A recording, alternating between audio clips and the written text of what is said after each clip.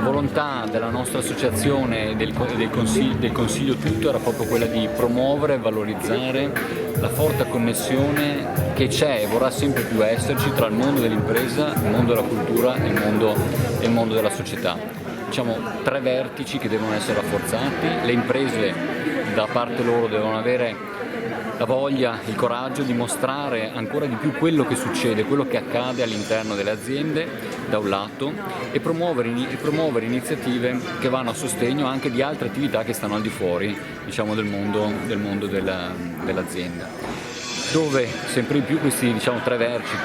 vertici, impresa, cultura e società, hanno di nuovo un soggetto al centro che è quello della persona. Oggetti che abbiamo visto oggi nel libro di Chiara Lessi che ha vinto sono stati creati da persone sia nel concetto di design sia nel concetto di realizzazione e quindi di nuovo la persona che sta al centro. Invece nella parte di storia d'impresa, il video che ha vinto della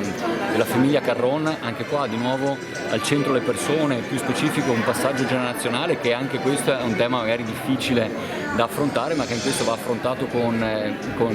attenzione e con peculiarità, dove appunto di nuovo le persone stanno al centro. Erano 20 anni dalla scomparsa di nostro padre e ci sembrava giusto onorare questa data, quindi l'idea era di fare un qualcosa di diverso. Il libro alla sua morte l'avevamo fatto e quindi quando ci è stato proposto di fare il corto è stato per noi un'idea interessante. Che insomma all'inizio avevamo paura perché pensavamo di dover recitare noi, in realtà per fortuna, però è stato bravo il regista a sapere anche interpretare quelli che erano i nostri messaggi, perché in realtà non parla dell'azienda, non è la vita di nostro papà, non è la nostra vita, ma tocca quel momento fondamentale che è la volontà sua di passare a noi fratelli uniti quello che era il timone della sua azienda. Maria Cristina Piovesana, oggi un evento importante, cultura e attività artigianale, industriale che si sposano, quindi è un matrimonio possibile.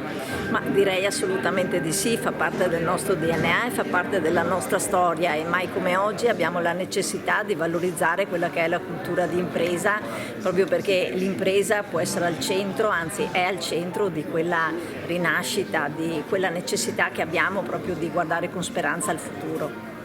Che cos'è che l'ha colpita di più delle tante proposte che sono arrivate?